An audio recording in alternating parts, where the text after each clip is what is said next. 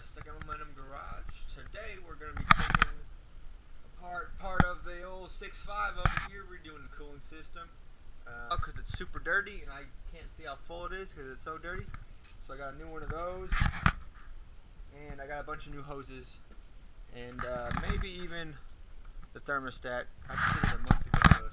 For sure, those couple things in front. The water pump. The water pump is the 98 have put one, so this has the stock 87 gallons per minute pump, I believe comes out of 96, and 98 have put is 130. So that's good. There is one better, the spin-on clutch from like 2000 or 2001 or something. I suppose that one has the best flow, but I just wanted to keep it all the bolt-on one, so it's better than what it was, so it's good enough for me since I don't tow heavy or tow very often. So this is what it'll be. I ordered all my parts from Rock Auto, and I'll have parts laid out. I got both gaskets. Actually got a second one. I didn't know the Rock Auto pump was going to come with its own, so I got two of those. Don't need a new one, but you need one from behind the cover as well. And then yeah, I tried to get AC Delco everything, just because usually I've discovered OEM stuff, if you can get it, it's usually worth the extra dollars. Alright, so what I'm going to do first, I've got to drain my coolant.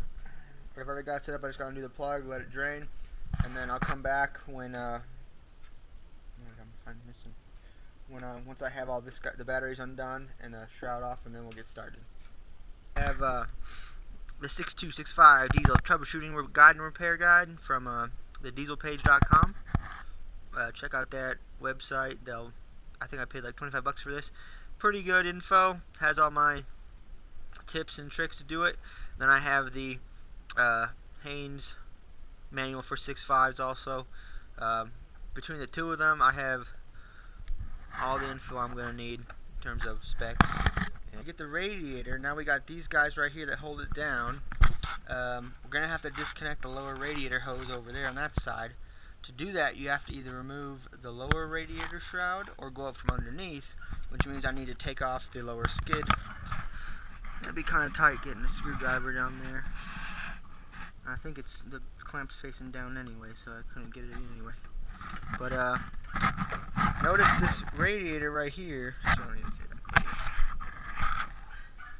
But we're going to pull the radiator first, and then we'll move on to this. So I got to get that fan shroud out. There's a bolt down here, and there should be if your truck's in good shape. One over here. Mine's missing it, so I'm going to try to add it later, but find one and add it. But I only got one to undo, and that should be okay. Probably we'll have to take off the fan to lift this straight up, but either way, the skid plate should come off since I'm doing that lower hose anyway. I'm replacing both the fan and the clutch. If you were going to do one or the other, you'd have to take off these screws right here, get those loose eventually, but I'm taking them both off together, so I just went right to the 4 bolts on my water pump. Now this should just slide forward. You must do this before you release the belt, because the belt holds this pulley in place. You take off this belt, it's just going to spin when you try to take off those 4 nuts. Okay, they were 13 millimeter. I just used a regular box wrench or combo wrench, whatever they're called, and then got those 4 bolts out. Okay, that just slid right off.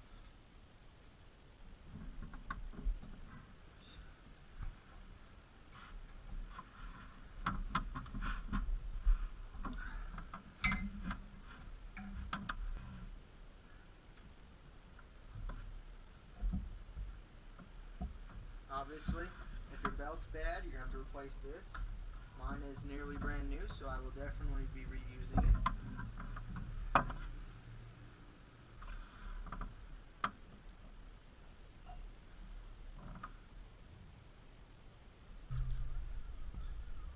You hear that? My truck has 343,000 miles on it. And to the best of my knowledge, I believe this is the original engine. I am the 10th owner, so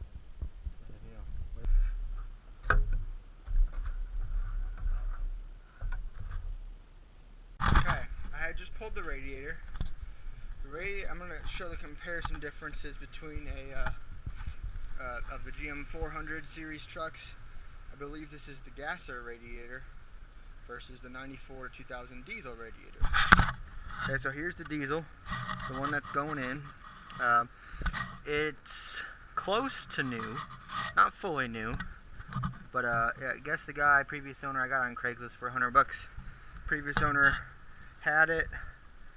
I guess his truck blew a head gasket shortly after installing it, and then he parted out the truck and sold off its new parts. I flushed this out with water, cleaned it as best I could. You can see through it. You hold it up, so that's good. It's going to do even better. But notice the thickness. It's nice. It's fairly thick, 3 fingers. Okay. Also, notice there's no radiator top.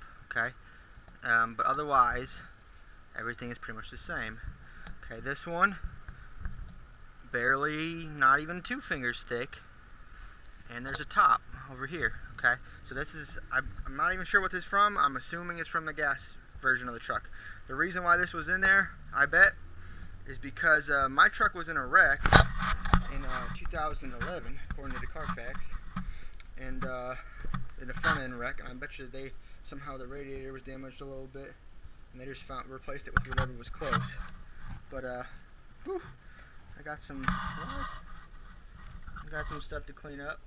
Good news is everything is looking intact.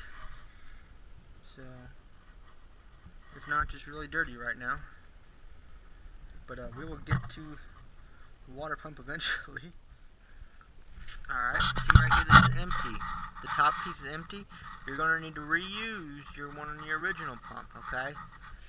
To take that out, I would strongly recommend you getting it out before the pump comes out. So before you unbolt anything.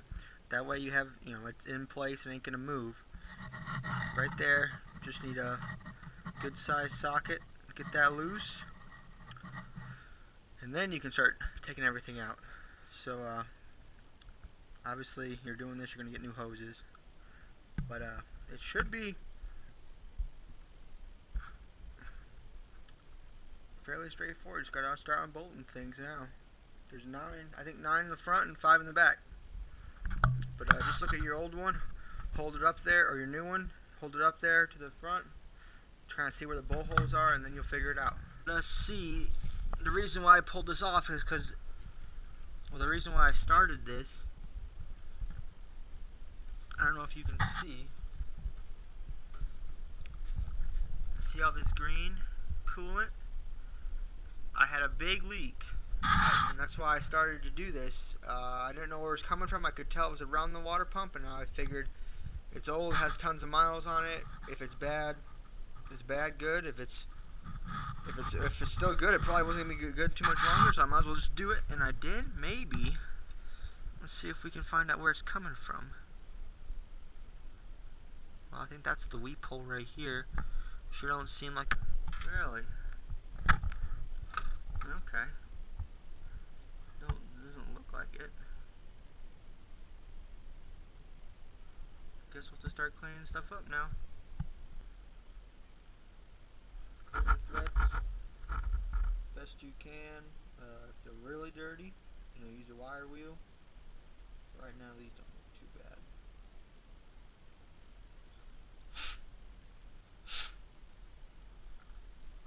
Okay, but then make sure for these back 6 especially, there's 6 on the back. Get a nice strip of blue Loctite in there before you go set them in. And then let's check the foot-pound rating. One of the things I'm replacing is the coolant reservoir overflow tank, just so I can actually see how much coolant's in it. This is my original. There is your oil.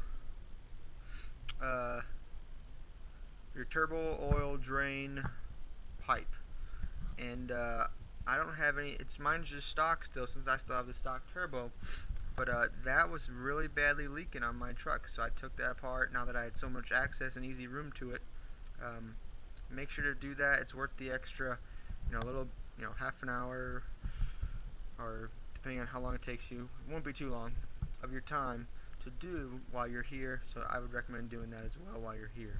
I got my new overflow tank in, hoses are back on, plugs clipped in. I took a flathead and took the tab down there, pushed down slightly, and then pulled and got it out. Obviously, push too far, you're gonna break it, and then you're stuck. So put the hose on second. Okay, you can. It's tight, but you can wiggle it in there without breaking it, as long as it's a new hose. Which, if you're doing a water pump, get a new hose. Here we go. One thing I wanted to note: some of these bolts have a 15mm head, and some have a 13mm head. All right, there's two 13s down here too, but the ones by the water jackets, 1, 2, 3, 4, 5, are all 15s. Okay. The 15mm heads are a different torque spec than the 13s. See how the gasket kind of went up a little bit? I accidentally did those too tight, and I went back and checked, and all the 13s are to 17 foot-pounds, but the bigger ones with the 15s are to 31 foot-pounds. Okay, so it's literally, I put twice as much torque on these than they were supposed to get, so the gasket blew out the side. Based on gravity, if this does leak, it shouldn't be too much. However, I just stuck a bunch of goo up where that gasket broke, and hope it, one, either way would be minor. Two, hopefully that holds it enough that I've got enough leaks already. However, when you're installing new stuff, you ideally don't want leaks. So we're going to go with that, but these studs are on here. Got the high output. I already did this. I reused my the spring clamps. Someone was mentioning on here that they're better than the screw tightening clamps because they don't come loose. They stay tight whether the hose tightens or loosens with heat. These stay tight, whereas the screw ones sometimes come loose a little bit. You have to retighten them. Okay, nearly got it all back buttoned up. Just a couple more things. The radiator, and then connect the hoses. Fill the coolant. Wires or starter cables, and then the air box. Fan shroud, fan, but I feel like big progress has been made. Look at the back. Got the accessories back on. Make sure you do this bottom hose when you do it. It's so tight. Before you put your vacuum pump back on, if you have one, because it makes it significantly easier. But right, so everything's cleaned up as best I can for now. Got that new pulley on there just because the old one was probably had seen better days. And then new radiator's going in, and then should be pretty close to driving.